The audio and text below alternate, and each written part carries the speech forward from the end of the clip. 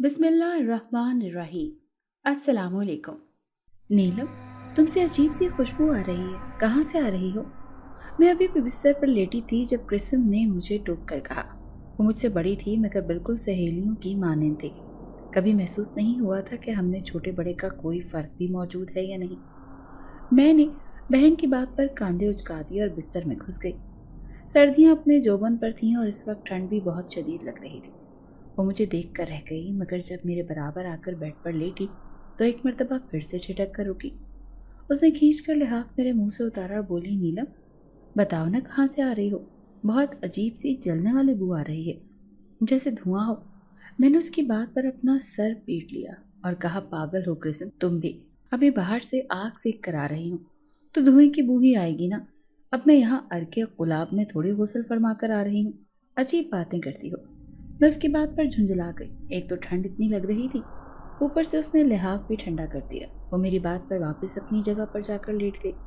मुझे बस अपने डाइजेस्ट को ख़त्म करने की जल्दी थी। कुछ देर बाद वो एक मरतबा फिर से बोली, नीलम आज कितना मज़ा आया ना मेहंदी पर। मैं बस इस बात में सर हिलाकर दोबारा से अपने डाइजेस्ट में मगन हो गई।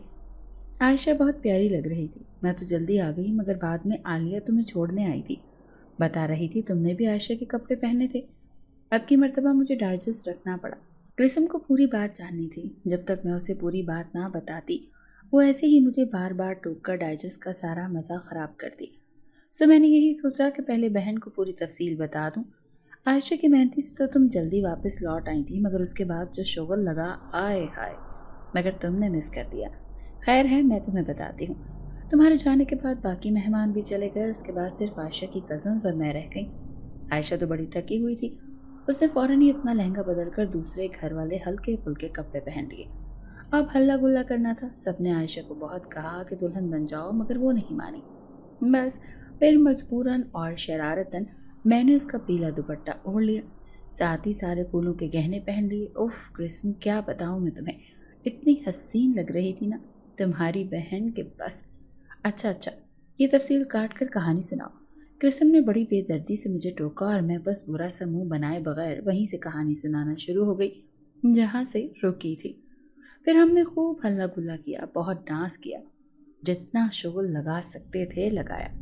इसके बाद बाकी सबको भी नींद आने लगी। मगर तुम जानती हो ना, ये मून का बच्चा मुझे लेने ही नहीं आया। इतना इंतज़ार किया मैंने उसका मगर वो नहीं आया। खैर दुपट्टा तो आयशा को मैंने उतार दिया था। फूलों के जेवर उतारने लगी तो उसने मना कर दिया कि मत उतारो, पहने रखो, बहुत खूबसूरत लग रही हो। वैसे भी मैंने क्या करने हैं, अब कूड़े में ही जाएंगे। मैंने भी यही सोचकर नहीं उतारे और छत पर देखने मून को चली गई। कृष्ण, तुम यकीन करो पूरे 15 मिनट छत पर खड़ी इंतज़ार करती रही। बाद में साहब दूर से आते हुए दिखाई दिए तो भाग कर नीचे उतरी और गली में ही उसे साथ लेकर घर आ गई। आगे अम्मा अब्बा बेचारे दोनों मेरे इंतज़ार में जाग रहे थे। आग भी ठंडी हो गई थी, बस वहाँ थोड़े बहुत हाथ गर्म किए, कपड़े बदले और अब मैं तुम्हारे सामने हूँ। मेरी इतनी लंबी तकरीर के बाद जब मैंने कृष्ण की जानिब देखा तो वो इतनी बुरी शक्ल बनाकर बैठी थी। यार, इतनी लंबी जो कहानी सुनाई है इससे तो बेहतर था कि तुम डाइजेस्ट ही पढ़ लेती। वो बेमुरवती से कहकर करवट बदल कर लेट गई। मुझे उस पर बड़ा गुस्सा चढ़ा, जिसका इजहार मैंने उसे एक दो मुक्के मार कर किया और वापस से अपनी टॉर्च जलाकर लिहाफ में डाइजेस्ट पढ़ने लगी। मैंने ये कहानी कल से शुरू की हुई थी मगर इतना वक्त ही नहीं मिलता था कि इसे मुकम्मल पढ़ लेती। सो मैंने इरादा कर लिया कि ये मुकम्मल कहानी पढ़कर ही सोना है। कुछ देर हुई तो मुझे कृष्ण के हल्के हल्के खर्राटों की आवाज़ें सुनाई दी। मैंने मुस्कुराकर लिहाफ उतार कर उसे देखा तो शौक में पड़ गई क्योंकि कृष्ण तो जाग रही थी और अपनी तस्बीहात में मसरूफ़ थी। मैंने उसे धीरे से कहा, कृष्ण सुनो, खर्राटों की आवाज़ आ रही है। मगर मुझे तो कुछ भी सुनाई नहीं दे रहा। वो सर हिलाकर बोली, मगर मुझे तो सुनाई दे रहा था। मैं जल्दी से उठकर बाहर गई मगर वो आवाज़ वहाँ पर नहीं आ रही थी, सिर्फ कमरे में ही सुनाई दे रही थी। कृष्ण, कृष्ण, आ रही है आवाज़, ज़रा गौर से सुनो। मैंने सरगोशी में उसे मुतवज्जा किया मगर अब की मर्तबा फिर उसने इनकार कर दिया कि उसे तो कुछ भी सुनाई नहीं दे रहा। मायूस होकर मैंने दोबारा सुनने की कोशिश की तो अब की मर्तबा मुझे भी वो खर्राटों की आवाज़ नहीं सुनाई दे रही थी। मायूस होकर मैंने उसे भी सो जाने का बोल दिया और अपनी कहानी में फिर से मगन हो गई। अब की मर्तबा मुझे धुएं की बू आने लगी। अचानक से मैंने लिहाफ दूर फेंका और भागकर सारे घर का जायजा लिया कि कहीं आग तो नहीं लग गई। इस सब में सारे घर वाले भी जाग गए। वो सब परेशान दिखाई दे रहे थे और मुझसे पूछे बगैर बिजली के तारों और घरों के बाकी कोनों खुदरों में देखने लगे। मगर सबने पूरा घर कंगाल मारा, कहीं से भी आग तो क्या एक चिंगारी भी नहीं दिखाई दी। हम सब परेशान खड़े हुए थे जब कृष्ण कहने लगी, नीलम यही बू थी जब तुम बिस्तर में आके लेटी थी, उस वक्त यही तो बू आ रही थी, तब तुमने नज़रअंदाज कर दिया। अम्मा अब्बा भी परेशान हो गए मगर वो मुझसे नहीं, घर के हर कोने खुदरे से आ रही थी। हमने गली में भी निकल कर देखा मगर दूर दूर तक कुछ भी ऐसा नहीं था। सब लोग बेबस होकर वापस बिस्तरों में लेट गए। उस वक्त चीखों और रोने धोने की ऊंची आवाज़ें कानों में पड़ी। एक मर्तबा हम सब बिस्तरों से निकले और गली में झांक कर देखा तो हैरान रह गए। हमारे सामने वाले घर में आग लगी थी। वो घर बिल्कुल खाली था। बहुत देर से, शायद 2 माह हो गए थे, इस घर में कोई नहीं रहता था और वो घर सबसे अलग थलग भी था। किसी दूसरे घर के साथ उसकी कोई दीवार या छत नहीं मिलती थी। रही बात बिजली के तारों की, तो वो बिजली भी 2 माह पहले कट चुकी थी क्योंकि इन किराएदारों ने बिल नहीं भरे थे। नतीजतन उनका मीटर कट चुका था। ये बात सिर्फ हमारे लिए हैरानकुन नहीं थी, बल्कि सारे मोहल्ले वाले ही अंगिश से बदंदा थे कि कोई भी नहीं समझ पा रहा था कि आग लगी तो लगी कैसे। खैर, ये बात का सवाल था। पहले तो पानी से इस आग को बुझाया गया और इसके बाद मोहल्ले वाले इकट्ठे होकर इस पर सोच विचार करने लगे। मगर बेसूद जितना सोचते जा रहे थे, समझ में कुछ भी नहीं आ रहा था। फिर आखिर सब अपने अपने घरों में हो लिए। अब फजर की अजानें हो रही थी तो नींद किसको आनी थी, वैसे भी इतनी परेशानी थी। मून और अब्बा मस्जिद में नमाज पढ़ने चले गए। हम तीनों ने घर में पढ़ी। इसके बाद नाश्ता वगैरह किया। नाश्ता करके सो गई क्योंकि मुझे आयशा की शादी पर भी जाना था, जबकि कृष्ण ने शादी पर जाने से साफ मना कर दिया था। उसे ये तैयार होना बिल्कुल भी अच्छा नहीं लगता था, जबकि मुझे इस सब का जुनून की हद तक शौक था। मैं सो गई। जाकर कहीं 11 बजे आँख खुली और 2 बजे आयशा की बारात थी। मैंने कपड़े वगैरह समेटे और आयशा के साथ पार्लर चली गई। सारी शादी अच्छे से गुजर गई थी। सब मेरी बहुत तारीफ भी कर रहे थे। लेकिन वहीं शादी हॉल में अजीब बात हुई। मैंने अपना पर्स खोला तो उसमें कल वाले फूलों के जेवरात पड़े हुए थे। मुझे बड़ी हैरानी हुई कि भला ये यहाँ कैसे आए। मैंने सोचा कि कृष्ण ने रख दिए होंगे, मगर वो इतनी बेवकूफ़ी वाली हरकत तो कभी नहीं करती थी कि उन्हें कूड़े में फेंकने के बजाय मेरे पर्स में रख दे। मैं इसी सोच में खड़ी थी जब एक लड़की ने मुझे कहा कि तुम्हें फलां कमरे में कोई बुला रहा है। मैं पर्स बंद करके वहाँ चली आई क्योंकि आयशा मेरी बेस्ट फ्रेंड थी और उसके सब घर वाले मुझे जानते भी थे। सो मुझे काम का कहना या बुलाना ऐसा भी कोई अनोखा नहीं था। मगर जब मैं उस कमरे में पहुंची तो वहाँ तो कोई भी नहीं था। बिल्कुल खाली कमरा था। मैं वापस मुड़ने लगी तो उसी वक्त मुझे फिर से धुएं की बदबू आई। वही जो रात आ रही थी। मैंने चौंक कर इधर उधर देखा, मगर शुक्र है कि वहाँ कोई आग नहीं लगी थी। मेरे करीब से एक लड़की गुजरी तो मैंने आवाज़ देकर उसे रोक लिया और पूछा, यहाँ तुम्हें कोई बदबू आ रही है, धुएं की या जलने की? मगर उस लड़की ने नफ़ी में सर हिला दिया। मैंने उसे जाने का बोला और दोबारा गौर किया तो दिमाग फक से उड़ गया क्योंकि अब वहाँ कोई भी बदबू नहीं आ रही थी। बिल्कुल नॉर्मल था सब। मैं उलझ गई। फिर सोचा रात भर जागती रही हूँ, ऊपर से वो आग लगने वाला हादसा हो गया तो वही सब कुछ अभी तक मेरे सर पर सवार है। इस हद तक मुझ पर असरअंदाज हो चुका है कि चलते फिरते महसूस हो रहा है। उधर रुखसती होने वाली थी और सब लोग मुझे पुकार रहे थे। इस मसले को वहीं पर झटक कर मैं भाग कर वहाँ शरीक हो गई। मुझे आयशा के वहाँ से जाने का बहुत दुख था क्योंकि वही एक मेरी सबसे अच्छी सहेली थी।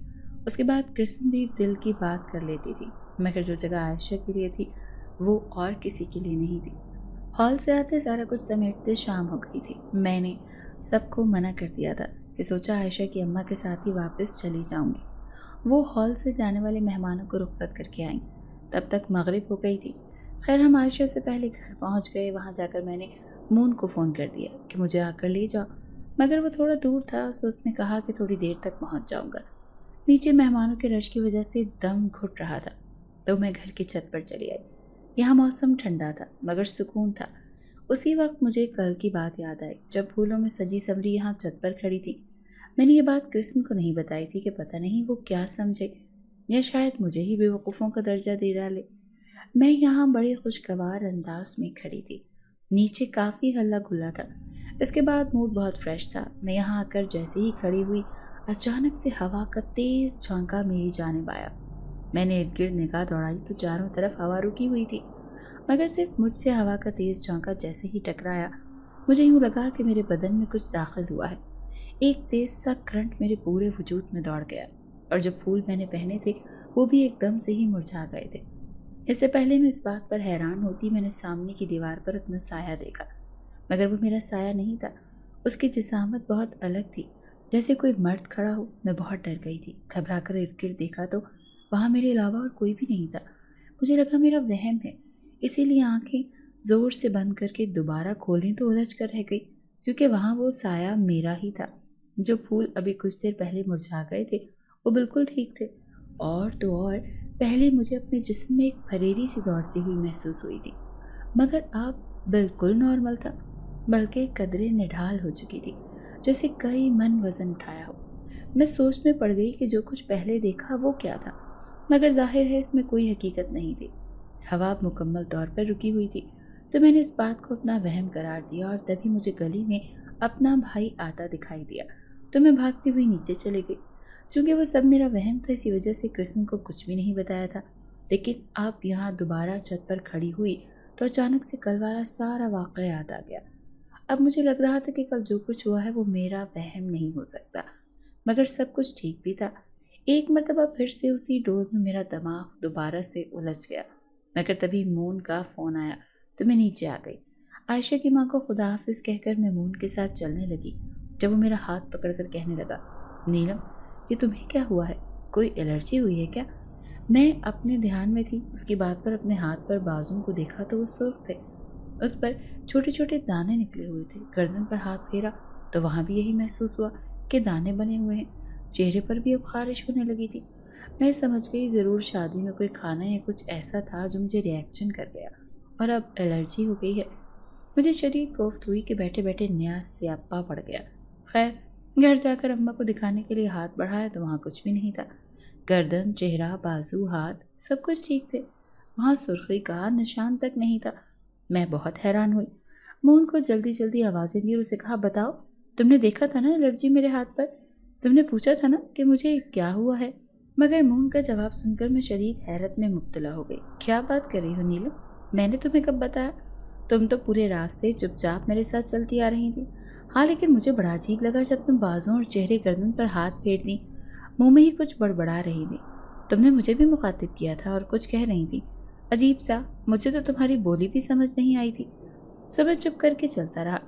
ये बात बहुत हैरान कुन थी। मैंने अम्मा से कहा कि वाकई रास्ते में मून के बच्चे ने ही मुझे एलर्जी का बताया था, और ये पता नहीं क्या बातें करके मुझे पागल साबित करने की कोशिश कर रहा है। अम्मा यकीन करें, छोटे छोटे दाने बने हुए थे मेरे हाथ पर। वहाँ खारिश भी हो रही थी। अम्मा मुस्कुरा दी और बोली, नज़र लग गई होगी। इतनी प्यारी जो लग रही थी मेरी बच्ची। और परेशान ना हो, ऐसा वहम कभी कभार हो जाता है। इंसान को लगता है हकीकत है और उसका वहम होता है, और कभी कुछ गुमान कर लेता है। तुम जानती हो मून झूठ नहीं बोलता। मैं ये भी जानती हूँ कि मेरे बच्चे झूठ नहीं बोलते, तो तुम भी झूठ नहीं बोल रही हो। कोई बात नहीं, अभी मैं नज़र उतार देती हूँ। अम्मा ने बड़े प्यार से मुझे बहलाया और साथ खुश्क लाल मिर्चें मुट्ठी में दबाकर बाहर आ गईं। देखते ही देखते उन्होंने मिर्चों को 7 मरतबा मेरे ऊपर से वार कर चूल्हे में झोंक दिया। वो मिर्चें जलकर राख हो गईं, मगर मजाल है जो उनकी ज़रा सी भी बदबू आई हो, जिसका मतलब ये था कि मुझे शदीद नज़र लगी थी। अम्मा ने माथे पर प्यार करते हुए कहा, देखा, नज़र थी, उतर गई है। अब चलो जाकर कपड़े बदल लो और इतना बना संवरा ना करो। मैं इस बात में सर हिलाकर कमरे में आ गई, जहाँ कृष्ण बैठी अपनी कमीज़ पर कढ़ाई कर रही थी। उसे देखते ही मुझे फूलों के जेवरात का याद आया। मैं जाकर उसके सर पर खड़ी हो गई और पूछा कि तुम्हें घर में एक कचरा दान नज़र नहीं आया जो सारे बासी फूल उठाकर मेरे पर्स में भर दिए हैं? मगर वो मुझसे भी ज़्यादा उलझी हुई दिखाई दे रही थी। कहने लगी, यही बात तुमसे मैं पूछने वाली थी। जब मैंने तुम्हारा पर्स निकाला तो बड़ा गुस्सा आया कि सारे बासी फूल पर्स में क्यों रखे हुए थे तुमने? पहले तो मैं निकाल कर फेंकने लगी, मगर फिर सोचा कि शायद तुमने ये फूल आयशा को वापस करने हो, इसी वजह से उन्हें पर्स में संभाले बैठी हो। मैंने उसे कहा, ऐसा नहीं है, मैंने तो ड्रेसिंग पर ये फूल खुद रखे थे, पर्स में नहीं। मगर वो भी मानने को तैयार नहीं थी। मैंने ऐसा किया है। ये बात वाकई परेशान कुन थी। अम्मा को हमारी चीज़ों को हाथ लगाती नहीं थी। फिर बाहर का कौन था? मगर काफ़ी देर सोच विचार के बावजूद ये गुत्थी नहीं सुलझी।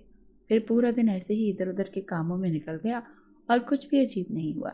लेकिन मेरे दिल के अंदर कहीं ये बात छुपी हुई थी कि कुछ अजीब हो रहा है जो उलझा रहा है। कुछ तो है जो नहीं होना चाहिए। शाम को हम सब खाना खाने बैठे तो अब्बा ने मून से पूछा कि कुछ पता चला उस आग के बारे में कि कैसे लगी, मगर उसने नफ़ी में सर हिला दिया और इतना कहा कि साथ घर वालों ने वहाँ कोई साया देखा था। हम सब जो अपने खानों में मगन थे पहले तो चौंके, मगर मून का अगला जुमला सुनकर कुछ तसल्ली हुई। वो कहते हैं साया देखा, और साया भी किसने देखा? उसके भाई ने, जो नशे में धुत छत पर लेटा हुआ था। उसने कुछ देखा, कहता है इंसान कोई नहीं था, बस साया सा दिखाई दिया उसका। मगर ये बात यकीन करने वाली नहीं थी कि इंसान ना हो और साया मौजूद हो। ऊपर से बात भी कौन कर रहा था? वो जो नशे में धुत था। इस बात के दौरान मेरा ख्याल अपने साए की जानिब गया, जो मैंने आयशा की छत पर अजीब से अंदाज में देखा था, मगर वो मेरा वहम था, इसीलिए झटक कर खाने में मशगूल हो गई। नीलम, नीलम। मैं अपनी रोटी का आखिरी नवाला ले रही थी जब मुझे कमरे से अपने पुकारे जाने की आवाज़ सुनाई दी। सब घर वाले तो दस्तरखान पर बैठे खाना खा रहे थे, फिर मुझे कौन बुला रहा था? और आवाज़ भी मर्द की थी। मैं चौंक गई और सबको मुतवज्जे किया कि सुने, मुझे कोई पुकार रहा है। अम्मा, अब्बा, मून, क्रिस्म सब ने ही खाने से हाथ रोक लिया और वो आवाज़ सुनने लगे जिसे मैं सुनवाना चाह रही थी, मगर उन्होंने तो साफ मना कर दिया कि हमें तो कोई आवाज़ नहीं आ रही, मगर मुझे तो आ रही थी। मैं खाना छोड़कर कमरे में गई, वहीं से आवाज़ आ रही थी, मगर अब वहाँ से कुछ भी सुनाई नहीं दे रहा था। मैं वापस आकर बैठी और सबको बताया कि अपना नाम सुनाई दिया था मुझे, जैसे कोई मर्द बुला रहा हो।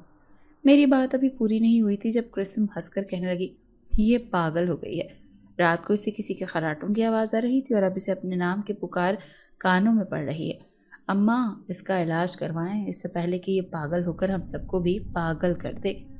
क्रिस्म की बात से माहौल एकदम हल्का फुल्का हो गया और सबका ध्यान मेरी बात से हटकर वापस खाने की तरफ मुतवज्जे हो गया, मगर मैं अंदर कहीं डर गई थी क्योंकि मुझे ऐसे वहम बार बार होने लगे थे।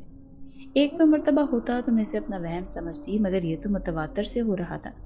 उस रात छत पर खड़े पहली बार मुझे वहम का झकावा पड़ा था और अब एक तरह से ये सिलसिला जैसे चल ही निकला। मैंने बज़ाहिर तो अपने आप को हल्का फुल्का कर लिया था, मगर अंदर ही अंदर सख्त परेशान थी। कहती भी तो किससे? अम्मा को बताती तो वो मज़ीद परेशान हो जाती, क्रिस्म को बताती तो वो यकीन ही ना करती, क्योंकि इसे ये सब मेरी शरारतें ही लगा करती थी। खाना खाने के बाद मैंने बर्तन समेट दिए और अब्बा का हुक्का बनाने चूल्हे के पास बैठ गई। चिलम में कोयले भरते एक कोयला मेरे हाथ पर गिरा और इतनी शदीद जलन हुई कि मैं दर्द से बिलबिला उठी, मगर ये सब सिर्फ चंद लम्हों के लिए था। मेरे चीखने से पहले घर वाले वहाँ आ गए और पूछा तो मैंने उस कोयले की जानिब इशारा करके रोहांसे अंदाज में कहा कि ये कोयले से मेरा हाथ जल गया। मुंह ने आगे बढ़कर कोयला देखा तो वो ठंडा था। अब की मरतबा अब्बा ने भी ज़रा डांटा कि नीलम, इस तरह की शरारतें नहीं करते। अचानक से हम सब अपने कमरों से भागे हैं। तुम्हारी अम्मा को कुछ हो जाता? जानती हो ना कि उनके लिए परेशानी उठाना अच्छा नहीं है, पहले ही दिल की मरीज़ा हैं।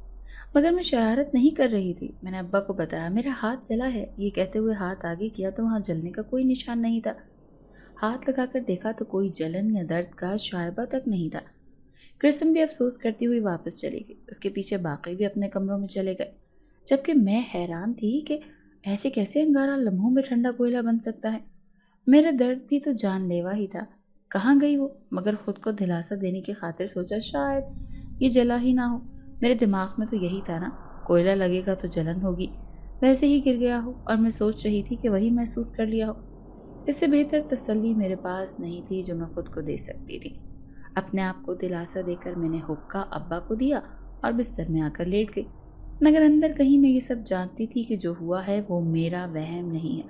कुछ तो उल्टा चल रहा है जो ना कहीं देख पा रही हूँ और ना ही समझ पा रही हूँ, या फिर ऐसा हो सकता है कि मैं पागल हो रही हूँ। मैंने क्रिस्म के चेहरे से कंबल खींचा और उसे कहा कि कल मेरे साथ डॉक्टर के पास चलना। ये सुनकर वो हैरानी से बोली, खुदा न खास्ता तुम्हें क्यों ज़रूरत पड़ गई है डॉक्टर की? चंगी भली तो हो तुम, खैर तो है। मैंने धीरे से कहा कि मुझे बहुत ज़्यादा वहम होने लगे हैं, तो सोच रही हूँ कि कहीं पागल वागल ही ना हो गई हूँ या फिर कहीं हो ही ना जाऊँ, तो बेहतर है कि डॉक्टर को दिखा ही लूँ। उसने एक चपत मेरे सर पर लगाई और कहा कि कोई पागल नहीं हुई तुम, हाँ लेकिन वहम बहुत करने लगी हो। कम सोचा करो, सारा दिन उल्टी सीधी कहानियाँ पढ़ती रहती हो और दिमाग को पता नहीं क्या बना लिया है। फिर ऐसा उल्टा सीधा ही होगा ना। वही हुआ जिसका डर था। क्रिस्म हमेशा मेरी बात को गैर संजीदगी से ही लेती थी। मैंने उससे कोई बहस नहीं की और बिस्तर में लेट गई, क्योंकि जितना उसके साथ सर खपाती वो मेरी ही बातों को उतना ही हल्का लेती। میرے ایسے چپ کر کے لیٹنے کا شاید اس پر کوئی اثر ہو گیا۔ تبھی وہ کچھ دیر کے بعد میرا لحاف کھینچ کر بولی، اچھا چلو بتاؤ مجھے کہ کیا مسئلہ ہے، میں حل کرنے کی کوشش کروں گی، اگر کوئی حل نظر نہ آیا تو پھر ڈاکٹر کے پاس جانے کا سوچیں گے۔ مگر میرا دل نہیں چاہ رہا تھا کیونکہ کوئی حل نکلتا مجھے نظر نہیں آ رہا تھا۔ میں نے کروٹ لے لی مگر وہ بضد تھی کہ اس سے ایک ایک بات بتاؤں اور وہ بھی تفصیل سے، تاکہ ہم مل کر اس کا کوئی حل ڈھونڈیں۔ نہ چاہتے ہوئے بھی مجھے اپنی نیند کو خیرآباد کر کے اسے سب کچھ بتانے کے لیے اٹھنا ہی پڑا۔ لیکن جیسے ہی میں نے بات شروع کی تو کچھ عجیب ہوا۔ باہر تیز ہوا چلنا شروع ہو گئی اور کمرے کی واحد کھڑکی جسے رات کو ہم بڑی ذمہ داری سے بند کر کے سوتے تھے اس کے پٹ کھل گئے۔ کرسم نے تو بڑے عام سے انداز میں اٹھ کر کھڑکی بند کر دی مگر مجھے گھبراہٹ ہونے لگی۔ اس سے پہلے وہ بستر پر بیٹھ کر مجھے کہانی دوبارہ سنانے کا بولتی، باہر بلیوں کا شور ایک دم سے بلند ہوا اور وہ اونچی اونچی آواز میں بولتی ہوئی ایک دوسرے سے لڑنے لگی۔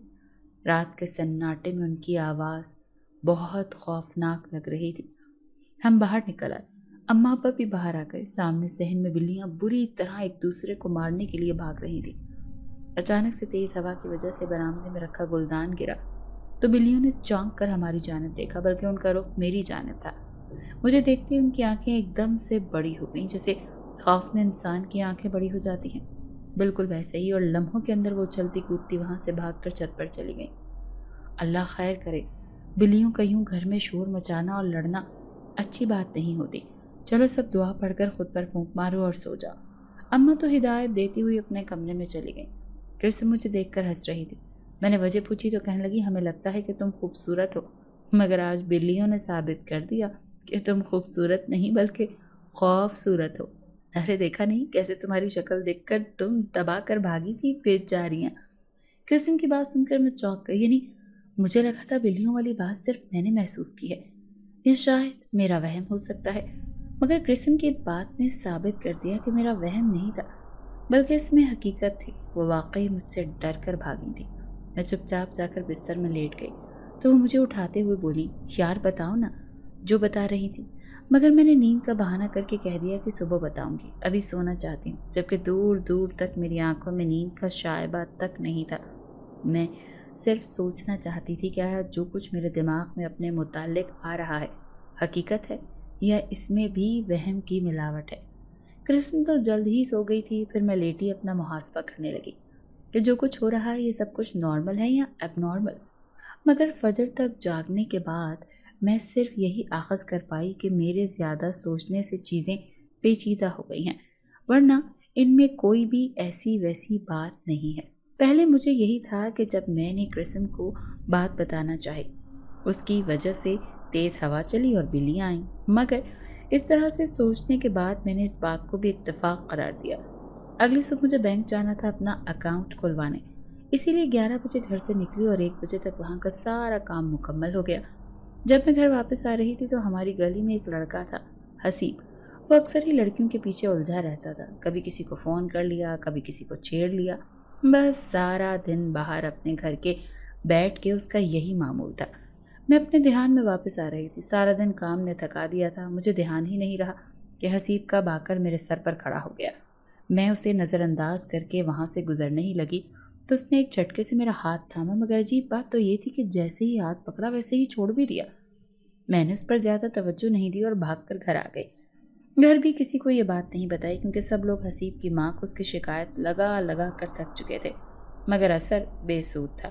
وہ اپنی حرکتوں سے بالکل بھی باز نہیں آتا تھا، جس کا حل تو کوئی نہیں نکلا، البتہ اس کی شکایات لگانا بند کر دی گئی تھی۔ اسی وجہ سے گھر میں نے بھی کوئی ذکر نہیں کیا کہ بلا وجہ اماں پریشان ہوں گی، پھر سے بات ابا تک پہنچے گی اور بلا وجہ بے سکونی۔ شام میں بیٹھے ہم سب باتیں کر رہے تھے جب بھون دوڑتا ہوا آیا اور کہنے لگا، پتہ چلا کچھ حسیب کے بارے میں؟ اماں، کرسم اور میں ہم تینوں سوالیہ نظروں سے مون کو دیکھتے ہوئے بولے، نہیں ہمیں تو کچھ پتہ نہیں چلا، تم ہی بتا دو۔ وہ گہری سانس بھر کر بولا کہ مون کا ایک بازو ناکارہ ہو گیا ہے، سیدھا ہاتھ اس سے اٹھایا ہی نہیں جا رہا، بس درد اٹھا ہے، ڈاکٹر کے پاس لے کر گئے تو ڈاکٹر نے بتایا کہ بازو تو بے جان ہو گیا ہے، زندگی بھر اب ایسے ہی رہے گا، ٹھیک نہیں ہوگا۔ یہ خبر ہم سب کے لیے صدمے سے کم نہیں تھی کیونکہ حسیب اپنی ماں کا اکلوتا بیٹا تھا اور اسکول کا ہیڈ ماسٹر اس کا ابا تھا، مگر ایک دن اسکول میں آگ لگنے سے مر گیا۔ ماں بیچاری جوانی میں ہی بیوہ ہو گئی، شوہر کی پینشن سے ہی تو گھر کا سارا نظام چلتا تھا۔ بے شک حسیب اب بڑا ہو گیا تھا، مگر اس کے ہونے نہ ہونے سے کوئی فرق نہیں پڑتا تھا۔ بس سارا دن اس کی ماں اس کی شکایتوں کے گٹھڑے اٹھائے پھرتی تھی، مگر جو بھی تھا بیٹا تو تھا نا، وہ بھی اکلوتا سہارا۔ اچانک سے میرے دماغ میں ایک خیال آیا۔ میں نے مون سے پوچھا کہ کب ہوا یہ درد اور کیسے ہوا تھا، مطلب کوئی لڑائی وڑائی ہوئی تھی کیا؟ کوئی 2 بجے کی بات ہے بس، حسیب بتاتا ہے کہ بیٹھے بیٹھے درد اٹھ گیا۔ یہ بات سن کر میں نے کڑی سے کڑی ملائی تو 2 بجے ہی حسیب نے مجھے چھوا تھا۔ کہیں یہ میری وجہ سے تو نہیں؟ نہیں نہیں، بھلا ایسا کہاں ہوتا ہے، میں نے تو اسے اف بھی نہیں کہا تھا۔ لاکھ میں اس بات سے انکار کرتی رہی، مگر دماغ میں کہیں نہ کہیں یہ بیٹھ گیا تھا کہ اس کے پیچھے میں ہی وجہ ہوں۔ مگر اب اس بات کی تصدیق ضروری تھی، ورنہ تصدیق کے بغیر تو میں سوچ سوچ کر ہی ختم ہو جاتی۔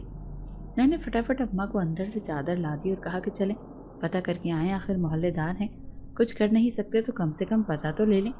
مگر اماں کو جانے پر اعتراض تھا۔ 1-2 مرتبہ میں نے اور کرسن نے ان کی شکایت گھر آ کر لگائی تھی، تبھی اماں نہیں جانا چاہتی تھی۔ میں نے اصرار کیا تو وہ پرانی بات تھی، اب بیچارے نے کسی کو کیا تنگ کرنا، خود سے ہی تنگ پڑا ہوا ہے۔ چلیں میں بھی چلتی ہوں آپ کے ساتھ۔ اماں کو میرے انداز پر بالکل بھی حیرانی نہیں ہوئی، کیونکہ میں ایسی ہی تھی، جلد باز سی۔ اماں مجھے لے کر جانا تو نہیں چاہ رہی تھی، مگر میں زبردستی ساتھ ہو لی۔ وہاں جا کر اماں تو حسیب کی ماں کے ساتھ باتوں میں مشغول ہو گئی۔ حسیب دوسری چارپائی پر اکیلا لیٹا تھا، بیچارے کے چہرے پر رقم بھی بے بسی دیکھ کر مجھے بڑا ترس آ رہا تھا۔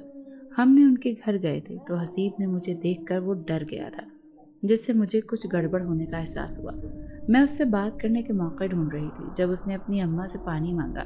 اس سے پہلے کہ وہ اٹھتی میں اپنی جگہ سے اٹھ گئی اور پانی میں دیتی ہوں یہ کہہ کر کیونکہ میرے بھائی جیسا ہے۔ میرے آنٹی نے مسکرا کر دعا دی اور میں پانی لے کر اس کے پاس گئی۔ جیسے ہی گئی وہ سہم گیا، ساتھ ہی پانی لینے سے بھی انکار کر دیا۔ میں نے اس بات کو نظر انداز کر کے سرگوشی میں پوچھا، بتا یہ بازو میں درد تب ہوا تھا نا جب تم نے میرا ہاتھ پکڑا تھا؟ مگر وہ خاموش رہا۔ میں نے آنکھیں دکھاتے ہوئے اسے دوبارہ پوچھا تو وہ جلدی سے اس بات میں سر ہلا کر بولا، تبھی ہوا تھا، ایک کرنٹ لگا تھا اس کے بعد۔ اس نے بے جان بازو کو دیکھتے ہوئے جملہ ادھورا چھوڑ دیا۔ میں نے اسے پانی دیا مگر اس نے پانی کو چھوا تو درکنار دیکھنا بھی گوارا نہیں کیا۔ بیچارہ پہلے ہی بہت زیادہ ڈر گیا تھا۔ میں بھی نڈھال سی ہو کر اپنی جگہ پر آن بیٹھی۔ اماں نے بھی پرسہ لے لی اور ہم جلدی گھر واپس آ گئے، مگر میرے دماغ میں تو جکھڑ چل رہے تھے۔ اس بات نے ثابت کر دیا تھا کہ میرے ساتھ کوئی نہ کوئی مسئلہ ہے۔ پہلے سوچا کہ قسم کو بتاؤں، مگر پھر خود ہی رد کر دیا۔ میرے ذہن میں یہ خیال بھی آیا کہ پتہ نہیں محض اتفاق ہو، جب اس نے میرا ہاتھ پکڑا ہو کوئی ناڑ وغیرہ غلط چڑھ گئی ہوگی اس کی۔ ویسے یہ بات مجھے مطمئن کرنے کے لیے کافی تھی، مگر میں اب دل میں سوچ چکی تھی کہ ضرور میرے ساتھ کوئی گڑبڑ ہے، مگر اس کا پتہ کیسے لگایا جائے؟ کسی نہ کسی طرح مجھے دوبارہ سے ایسے لڑکے کو بول کر اپنا ہاتھ تھامنا تھا، پھر جو ہوتا وہی حتمی نتیجہ تھا۔ بظاہر تو یہ سب کچھ بہت بے وقوفانہ تھا، مگر میں بے قرار دل کی تصدیق کے بغیر چین نہیں پڑ رہا تھا۔ میں اپنی سوچوں میں گم تھی جب کرسن میرے پاس آئی اور دھیرے سے بولی کہ تم عجیب ہوتی جا رہی ہو، پہلے تو ایسی نہیں تھی۔ میں نے حیرانی سے پوچھا، مطلب کیا ہے تمہارا؟ تو کہنے لگی کہ مشکوک سی لگ رہی ہو، جیسے کچھ چھپا ہوا ہے تم میں، اور ایک بات بتاؤں، تم سے مجھے خوف آنے لگا ہے۔ میں اس بات پر چونکی اور پوچھا، کیسا خوف؟ میں تمہیں ماروں گی؟ ساتھ ہی مسکرا بھی دی، مگر وہ سنجیدگی سے بولی، نہیں ایسا نہیں ہے، تم بہت پراسرار سی لگنے لگی ہو، تبھی خوف آتا ہے، ایک روب سا بیٹھ گیا ہے تمہارے لیے میرے دل میں۔ میں نے اسے ہلکے پھلکے انداز میں ادھر ادھر کی باتیں سنانا شروع کر دی تاکہ وہ ایسا ویسا کچھ نہ سوچے جو میں سوچ رہی ہوں۔ وہ بھی میری باتوں میں بہل گئی، مگر میں نہیں بہل سکی۔ یہ معاملہ دن بدن میرے لیے سنگین ہوتا جا رہا تھا اور میں اس میں اتنی الجھ گئی تھی کہ نہ داخل ہونے کا پتہ چل رہا تھا اور نہ ہی فرار کا۔ وہیں بیٹھے بیٹھے میں نے سوچ لیا تھا کہ کل میں اپنے منصوبے پر عمل کروں گی۔ میں یونیورسٹی سے فارغ ہو چکی تھی اور اب سوچنے لگی کون ایسا ہو جس کے ساتھ اپنے منصوبے کو کامیاب بنا سکوں، مگر اس میں خطرہ بھی تھا، اس انسان کے ساتھ حسیب والا سلوک ہوتا پھر میں کیا کرتی؟ میں نے اپنے پلان کو اتنا پیچیدہ نہیں سمجھا جتنا وہ ہو گیا تھا۔ میں نے دل پر پتھر رکھ کر ایک اور تدبیر سوچی۔ میں کرسن کے پاس گئی، اسے زور سے بھینچ کر گلے لگا لیا۔ وہ ایک دم مسکرا دی کہ تمہیں کیا ہو گیا؟ میں نے کاندھے اچکا دیے۔ دیکھنا یہی تھا کہ مجھے جو بھی چھوتا ہے کیا اس پر کوئی اثر ہوتا ہے، مگر کرسن ایک دم ٹھیک تھی۔ میں نے اس بات کی نفی کی اور جان لیا کہ میرا اتفاق ہے، مگر رات کو میرا سارا چین پھیک سا اڑ گیا کیونکہ کرسن بخار میں تپ رہی تھی۔ اتنا شدید بخار تھا کہ ہم سب پریشان ہو گئے۔ मैं अंदर ही अंदर कांप कर रह गई, मगर अभी भी नहीं समझ पा रही थी कि ये मेरी वजह से हो रहा है या महज इत्तेफाक है। मुझे एक मर्तबा और आजमाना था, मगर कृष्ण को देख कर ही डर लग रहा था कि इस बेचारी की हालत बहुत ख़राब थी।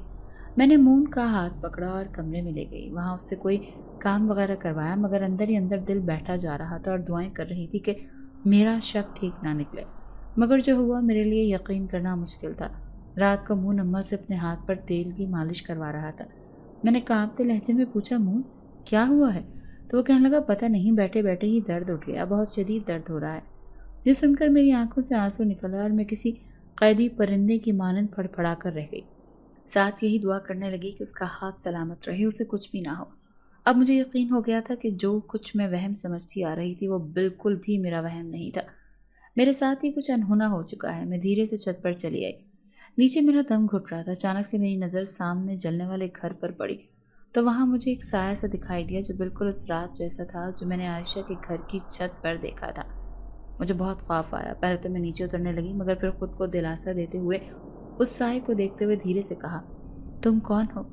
मैं तुम्हें महसूस कर पा रही हूँ। देखो, तुम जो भी हो चले जाओ। मुझे इस बात पर यकीन ना दिलाओ जिसका यकीन मैं करना नहीं चाहती। मगर वो साया वहाँ हनूस खड़ा था। मैं अच्छे से समझ सकती थी कि वो किसी इंसान का साया नहीं था, क्योंकि उस घर में कोई इंसान एक तो रहता नहीं था, दूसरा साए की जिसामत भी इंसानों जैसी नहीं थी। जब वो वहाँ से टस से मस ना हुआ तो मैंने खुद को बहुत बेबस महसूस किया। पता नहीं कौन सी वो घड़ी थी जब ये सब मुझ पर हावी हो गया। मैं जल्दी से नीचे की जाने भागी कि अम्मा को बता सकूं, मगर वहीं पर मेरे कदम जम गए। मुझसे आगे को पैर ही नहीं उठाए जा रहे थे। मैंने बहुत कोशिश की, इतनी ठंड के बावजूद मुझे पसीना आ गया, मगर कदम हिलने की कोशिश में थे और उससे कासिर थे। मैं बेतरह रोने लगी। मुझे अचानक से अपने इर्द गिर्द एक गर्मी सी महसूस हुई, जैसे मैं किसी भट्टी के करीब बैठ गई हूँ। कोयले के जलने की बू भी तेज से तेज तर होती जा रही थी। ये बू सुनकर एकदम से मेरे दिमाग में झमाका हुआ कि ये बू कोई आम बू नहीं थी, बल्कि ये उससे जुड़ी हुई थी जो मुझ पर मुसल्लत हो चुका है। उफ मेरे खुदाया! वो अपने होने की निशानियां देता रहा और मैं समझ नहीं सकी। मैंने चौंक कर सामने घर पर नज़र दौड़ाई, मगर अब वहाँ कोई भी साया नहीं था। मैं समझ गई कि वो हमारी छत पर आ चुका है, मेरे करीब ही था, इर्द गिर्द कहीं पर, क्योंकि बदबू नाकाबिले बर्दाश्त होती जा रही थी। इससे पहले कि मैं चीख कर उससे कुछ कहती, मुझे सीढ़ियों पर किसी के ऊपर आने के कदमों की आवाज़ सुनाई दी।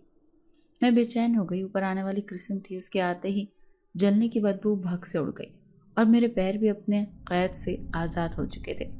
मैं हैरान होकर कभी पैरों को देखती और कभी इर्द गिर्द उसकी मौजूदगी का एहसास करने की कोशिश करती, मगर अब वहाँ पर कुछ भी नहीं था। कृष्ण मुझे देखकर ठिठक कर रुकी, क्योंकि मेरे चेहरे की हवाइयाँ उड़ी हुई थी और मैं हवासों में नहीं लग रही थी।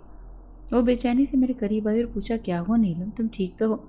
मगर मैं ठीक नहीं थी, लेकिन उसे कह भी नहीं सकती थी, सो बात को पलटने की खातिर पूछा, नीलम तुम्हारा बुखार सही हो गया? तो मुस्कुरा दी और बोली, हाँ अम्मा ने दम किया था, इसके बाद मैं भली चंगी हो गई। तुम इतनी सर्दी में ऊपर क्या कर रही हो? चलो नीचे। मुझे नीचे ले जाने के लिए उससे मेरा हाथ पकड़ना चाहा तो मैं बेधक कर पीछे हुई और जल्दी से कहा, चलो चल तो रही हूँ तुम्हारे साथ। मेरी सरकत पर वो हैरान हुई, मगर चुप करके मेरे आगे आगे सीढ़ियाँ उतरती नीचे चले गई। नीचे अम्मा ने मुझे अपनी आगोश में लेना चाहा तो मैं सर दर्द का कहती हुई कमरे में चली गई। मेरे पीछे कृष्ण अम्मा से बोली, ये बहुत अजीब हरकतें कर रही है। ऊपर मैंने इसका हाथ पकड़ना चाहा, मगर डर गई और पीछे हो गई। ज़रूर कुछ ना कुछ है, आप इससे पूछें। अम्मा भी सोच में पड़ गई जबकि मैं कमरे में आ गई। सोच सोच कर मेरा सर दर्द से फटा जा रहा था, मगर कोई राह सुझाई नहीं दे रही थी। अब ये बात अम्मा को बताऊं या किसी और घर वाले को? अगर उन्हें कोई नुकसान हो गया तो? काफ़ी सोचा, मगर कोई हल नहीं निकल रहा था। मैंने खाली कागज़ लिया और उस पर अपने मुतालिक जो कुछ महसूस कर चुकी थी लिखकर दराज में डाल दिया। जिक्र इस वक्त कोई रुकावट नहीं आई थी। अब क्या करना चाहिए, इससे आगे दिमाग में कुछ नहीं आ रहा था। मैंने अपना लिहाफ उठाया और सोफे पर जाकर लेट गई, मगर नींद आंखों से उछल थी। वो एक रात ऐसे नहीं कटी, सिर्फ बाकी मेरी ज़िंदगी की कई रातें ही बेख्वाबी में कटी। पूरी रात मैं रोती रहती। हफ्ता भर होने को आया था। सब घर वालों से मैं कट चुकी थी। न बात करती थी, न किसी के करीब जाती थी। सब लोग अपनी अपनी जगह पर परेशान थे। मुझसे पूछने की भी बहुत कोशिश की सबने, मगर मैं किसी की भी बात का कोई जवाब नहीं देती थी। उस दिन के बाद मैं छत पर भी नहीं गई थी, मगर मैं खुद से बहुत तंग आ चुकी थी। बगैर सोचे समझे छत पर चली गई। दिन का वक्त था, वहाँ जाकर एक कोने में चुप कर बैठ गई और धीरे سے اسے بلانے لگی۔ کہاں ہو تم؟ میری زندگی عذاب کر کے چھپے بیٹھے ہو؟ سامنے آؤ، مجھ سے بات کرو، چاہتے کیا ہو تم؟ اسی وقت میرے ارد گرد تیز ہوا چلنے لگی اور کانوں میں ہوا کا شور پڑنے لگا، مگر وہ شور سننے کے بجائے میں محسوس کر سکتی تھی۔ میں تم سے شادی کرنا چاہتا ہوں، یہ وہ جملہ تھا جو میں نے بھرپور طور پر محسوس کیا۔ یہ سنتے ہی میں لب کاٹنے لگی، پھر دھیرے سے بولی، جانتے ہو یہ ممکن نہیں۔ دوسری جانب ہوا مزید تیز ہو گئی اور اس مرتبہ مجھے یہ محسوس ہوا کہ وہ کہنا چاہ رہا ہے کہ ممکن نہیں تو پھر میں تمہیں کبھی بھی کسی کا نہیں ہونے دوں گا۔ میں بھی ضدی تھی، اتنی ہی سختی سے بولی، ٹھیک ہے، کر لو جو تمہارا دل کرتا ہے، مگر میں بھی اپنی جان دے دوں گی۔